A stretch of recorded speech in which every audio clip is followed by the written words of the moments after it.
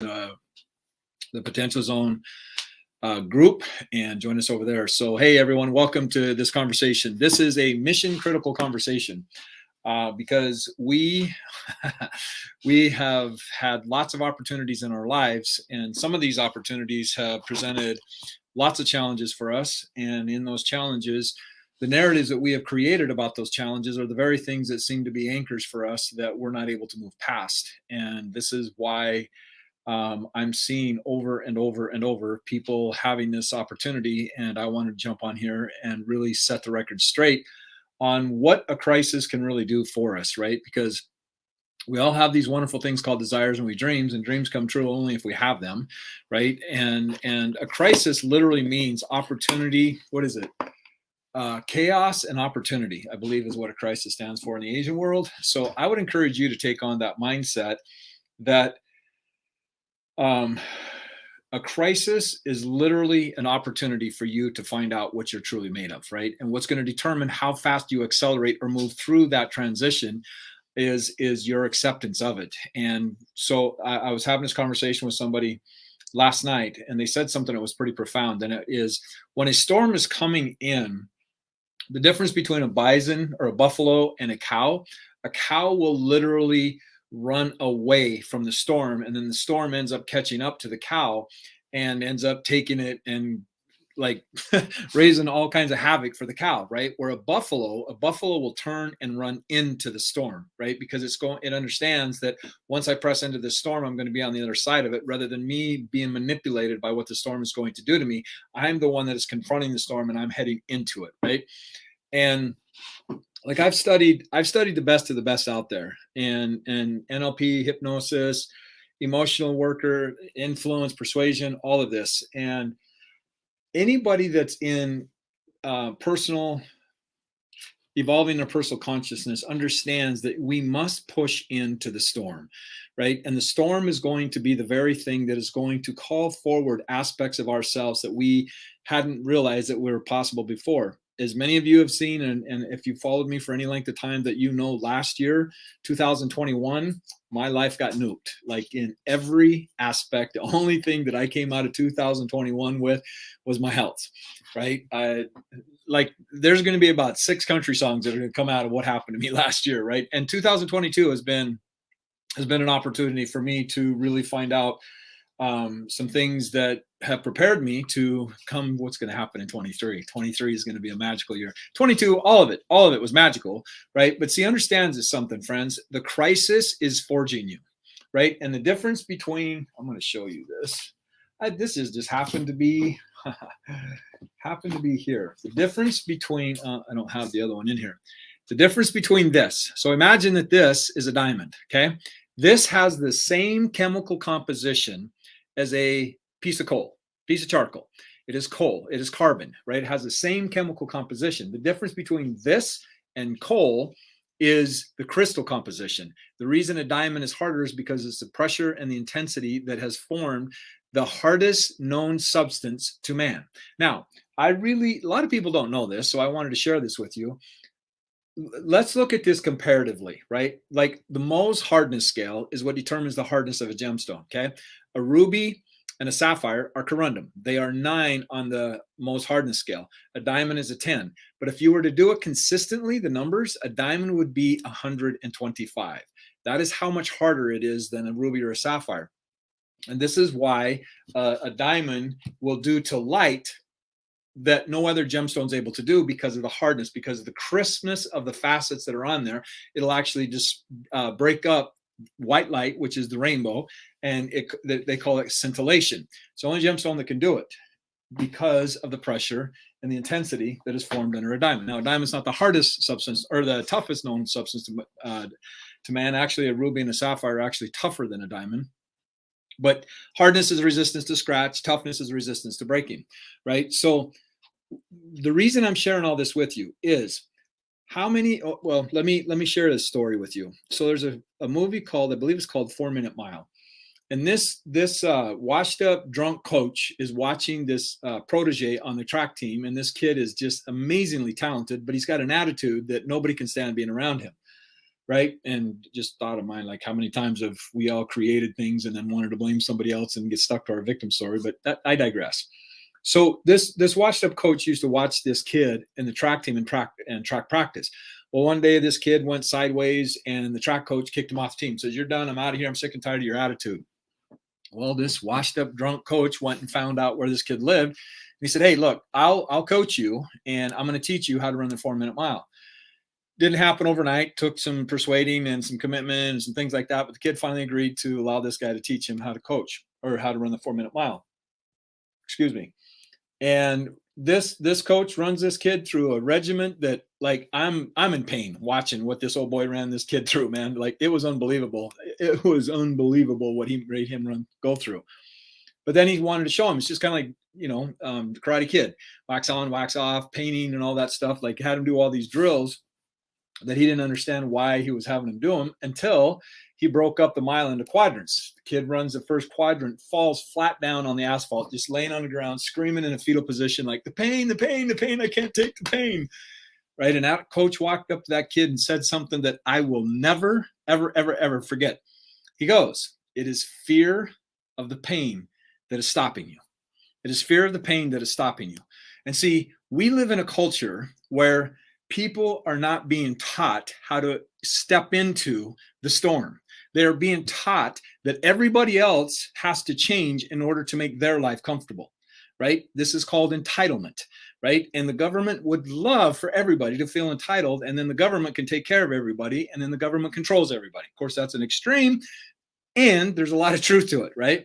So the more you press into the uncomfortableness, right? Like, this is where I say, because I've heard people out there, get comfortable with the uncomfortable, which is an oxymoron, or get familiar with the unfamiliar, which is another oxymoron. I like to say, get familiar with the uncomfortable, right? The more you can train your nervous system to get in that place where it's like, okay, here we go. And if you're not following me on TikTok, in fact, I've got another TikTok account. It's Jeff, I believe it's Jeff_Faldolan. My coach, Jeff Faldolan. I put some content on there, but it got my lives removed on TikTok because I said something about people being offended and they didn't like it. So I'm not able to do lives on that anymore. But get over to Jeff Faldolan, because I did a video about this very thing, about stepping into the storms.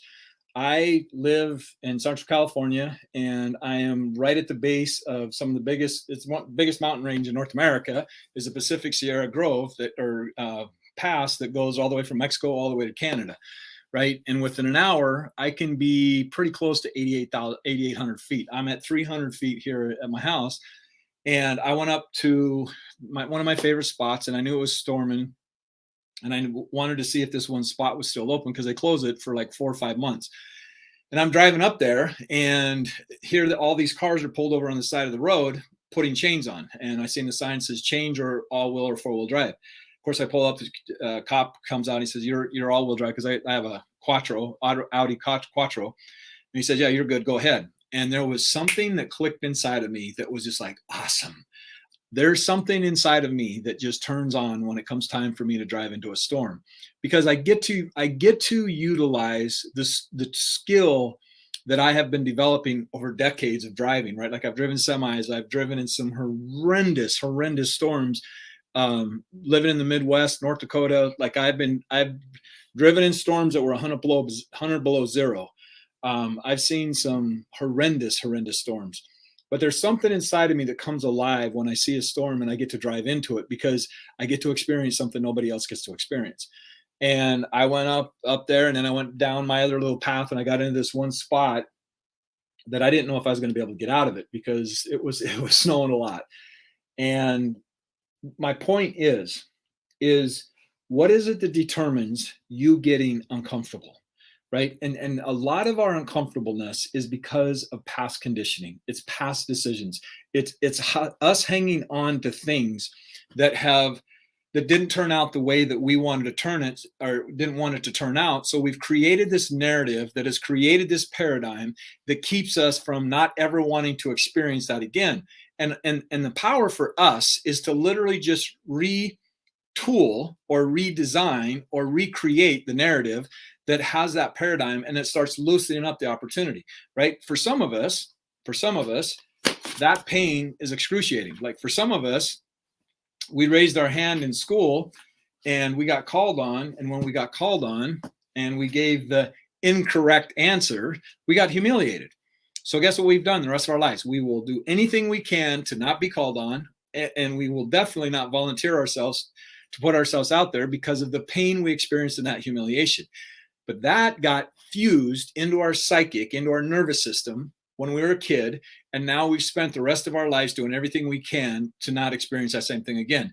And yet here we are adults, and we are preventing a childhood memory from re-experiencing it in our current life, right? So the crisis is the opportunity for you to literally learn how to change how you see things, right?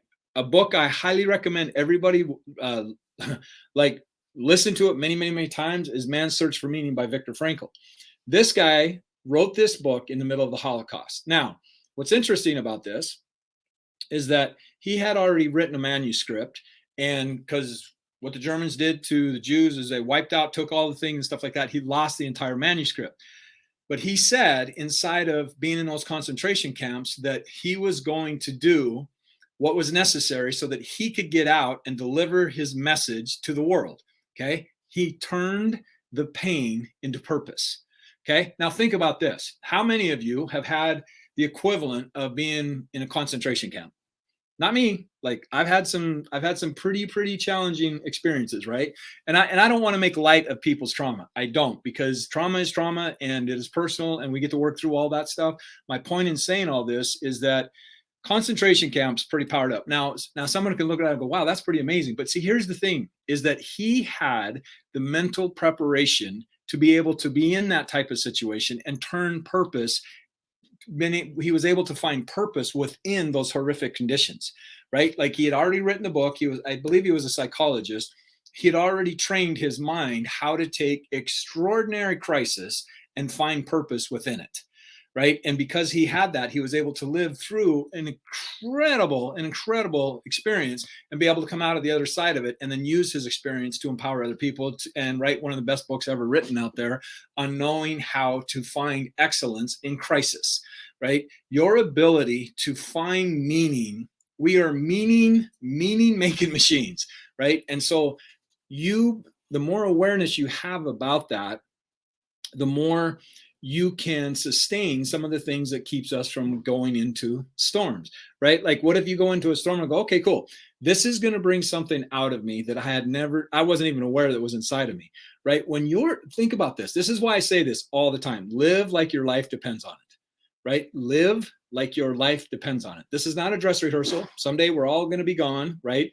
And the thing that they have found, I say this stuff, I feel like a broken record, but it is so important. People, when they pass, the thing that they regret, this is the thing they regret when they ask the person that is dying on their bed, what is it that you regret about your life? It's not the things they did. It's not the things they did. So let go of all the garbage that you hang on to that keeps you stuck in the past because you made decisions with the amount of information that you had at that time. Okay. What they regret is the things they didn't do. They didn't love enough. They didn't risk enough. They didn't push into their fear. They didn't let go of things. They played it safe. They didn't find great adventures in life, because what is the quality of our lives? The quality of our lives is literally a reflection of the experiences that we create. What is it that makes these experiences epic? So I want to name of the book again is Man's Search for Meaning by Viktor Frankl. So think about this. Let me think about what is one of the most incredible memories that you can bring to mind. Like just bring one of the most incredible memories to mind right now, right? Think about that. Got it? Locked in? Cool. Now, what I want you to think about is one of the most horrifying memories that you've ever had and bring that to mind. Now, some of you, I get it, right? But I'm doing the contrast to this very specifically, right? What is the common denominator between those two experiences? The contrast is something that is absolutely blissful, amazing, joyful, loving, whatever, right? And then you have over here painful, horrific, frightening. These are contrasting experiences. What is the common denominator? It's emotion. It is emotion, right? And it's emotion. If we do not know how to manage our emotion, what we are going to do is navigate our lives to not re-experiencing painful memories that we have from the past. But see, friends, then what's running our lives? What's running our lives is our past, right? And we get the opportunity, to recognize the narrations that we've created about these experiences. So what determines how emotional we get about something? What determines how emotional we get about something? This is super, super, super important, right? Because having these tools that I'm sharing with you, you're going to be able to utilize them when you have crisis knocking on your front door, right? What determines how emotional we get about something is how associated we are to it. Now, what does that mean? What does it mean to be associated with it? It means how personal we take it. How personal we take it. Now, when we are children in our imprint years, like I said many times, 75% of what we know is by the age of 5, right? All of that was taken personally, all of it, right? And then if guilt is used as a mechanism to get us to submit or comply or to be obedient, then that just adds a whole other level to things. And this is where guilt and doubt become really good friends, right? This is where we start stepping out. It prevents us from stepping out into the unknown, because us stepping out into the unknown, we're accessing past experiences where we had doubt come up, and then when we had doubt come up, we had all this guilt that we beat ourselves up with, right? So learning how to not take things personally, okay, when things don't turn out the way you want, right? But even the good memories, like when somebody acknowledges you or sees you for who you truly are, obviously you're going to have great emotions about that, and you're going to have oxytocins and endorphins and serotonin and all that stuff dump in our systems. That's what's going to create that memory so that we can access it easily, right? Now you get to focus on that and step into higher resourceful states all the time, right? It's not that we are unresourceful, it's that we get in under resourceful states that make us believe that it's not possible for us, right? Because the more we feed something, the more it's going to grow. The more we starve it, the less it's going to be able to impact our lives, right? So think about, as a child, right? Pretty much most of our lives up until probably our conscious mind don't even really start coming online until we're about 7, 8 years old. 6, 7, 8 years old is when our conscious mind starts coming into place, right? So before that, there's no logic, right? Like we don't understand what is right and wrong. All we know is cause and effect, right? And think about, like I said, 75% of what we know is by the age of 5. That's what we access. Think about how much of that we didn't even understand communication. We didn't understand verbiage, right? We understood energy. We understood feelings, right? And think about being a baby inside of your mom's womb, right? And your mom's stressed. Guess what? You're going to feel that, right? Now you're free from all that, but understand, like you would be like me doing what I do has taught me so much about things that I wasn't even aware of. Like, yeah, I can't even tell you how many conversations I've had with how people were impacted by just the birthing process, right? Like think about, like they're having all kinds of science now that's talking about the trauma that a baby goes through when it's being born. Like think about if a baby gets stuck in the birth canal, right? Like all of a sudden they put these gadgets up inside and grab a hold of it, pull on it, stuff like that. This baby's in a nice, warm, safe, peaceful, calm place. And then all of a sudden something's grabbing hold of it and yanking on it and pulling on it. The baby has no idea what is going on. No idea what's going on, right? So that would be an incredible shock to the nervous system, right? And this is the stuff that ends up creating the PTSD, the anxiety, all these things that end up playing that become automatic programs later on in our lives, right? So looking at what is it that keeps you, and this is a great question. What is it that keeps you from moving into the storm? Right? And see, we cannot change something that we're not aware of. But see, our pride and our ego likes to pop up and say, well, I got it. I got this thing down called life. I don't need anybody. I'll figure this out. And we just push through it. But then we don't understand why it keeps coming back, because we're not understanding how it serves us.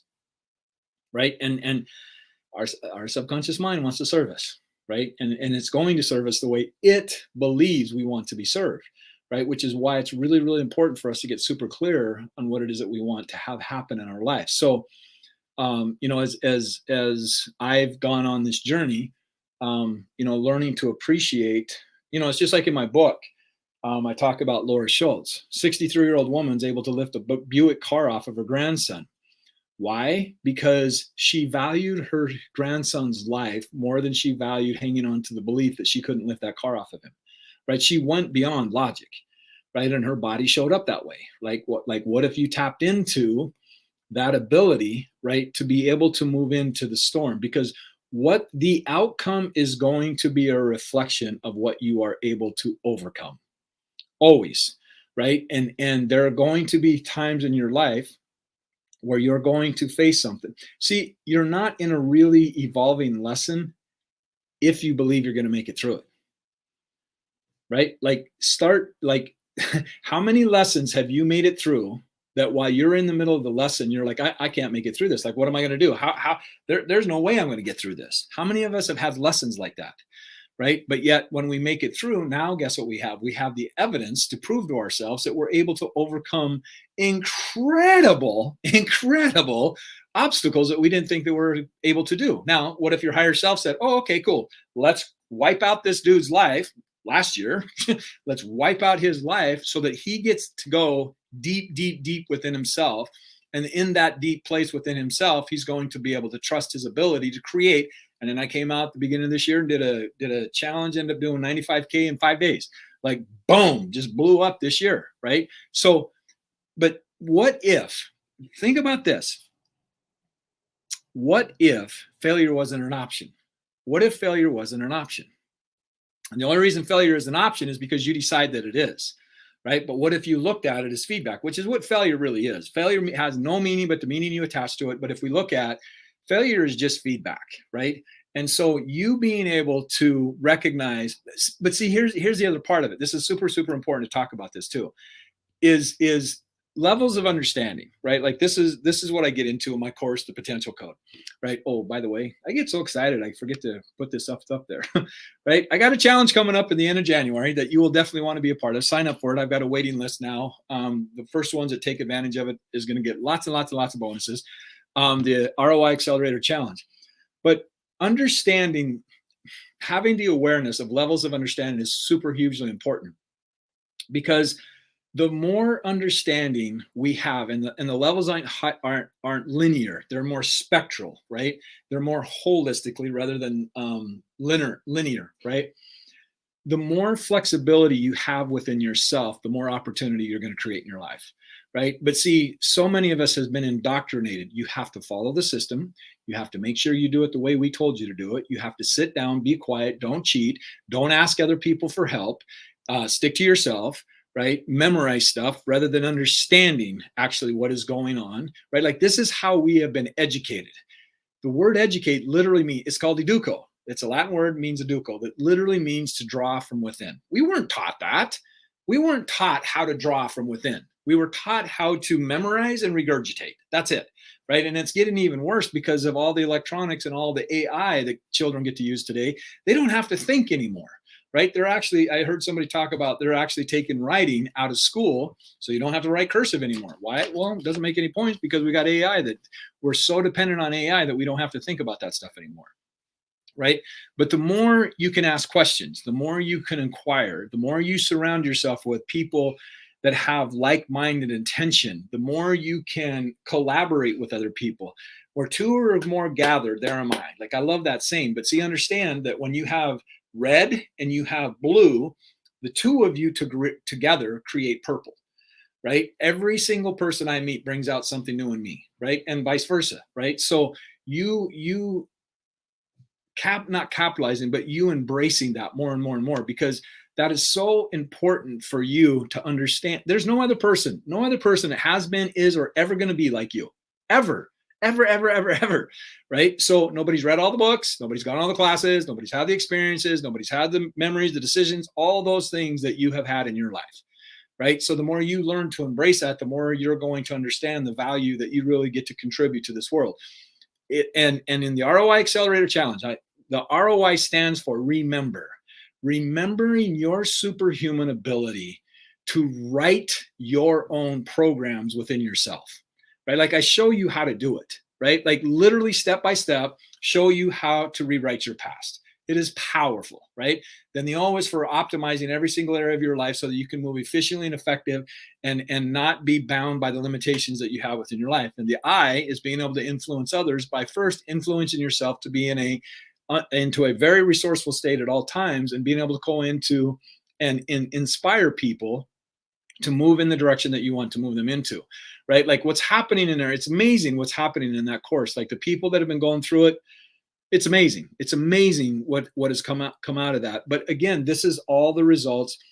My mission, this and 2020, if this didn't get your attention, like we have been indoctrinated with propaganda, right? If they can control your perception, they can control how people behave, right? And then understand that if they can make you angry and they can make you afraid, they can control you because you're not up in courage. And it takes you getting up in courage for you to understand where your superhuman ability comes from. And friends, understand 80% of humanity is not able to distinguish what is true.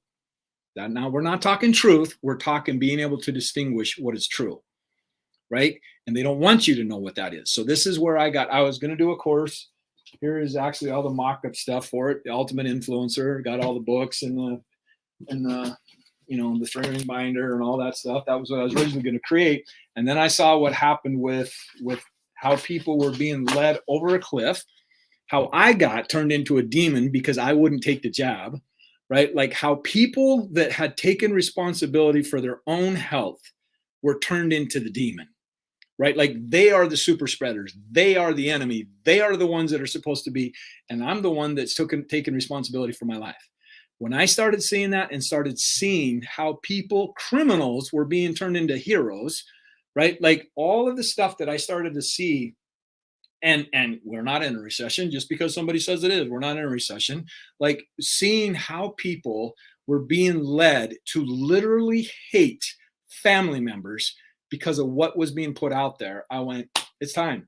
It's time to start talking about influence, right? So that's why I came out with it when I came out with it. And it's been amazing. Lots of amazing things happen. Lots of people are learning how to leverage their gifts, learning how to create their own programs, learning how to turn in their greatest ROI, their greatest investment, which is yourself, right? And learning how to create courses and being able to communicate in a way that captivates people's attention and being able to make them offer things in a way that they never thought possible. So it's an amazing, amazing course. And I absolutely love what's going on over there. So get on the waiting list. I believe I don't remember. It's going to be like the third weekend, I believe, in January, where I'll reopen it up again. But get on the waiting list. You don't want to miss it.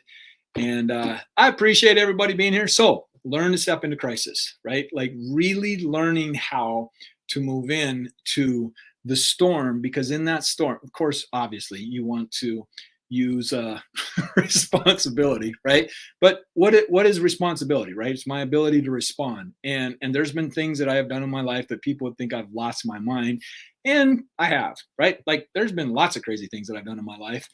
And there's lots of things that I wouldn't do again, right? But I understand where the edge is. And one of the things that I love watching is Formula One.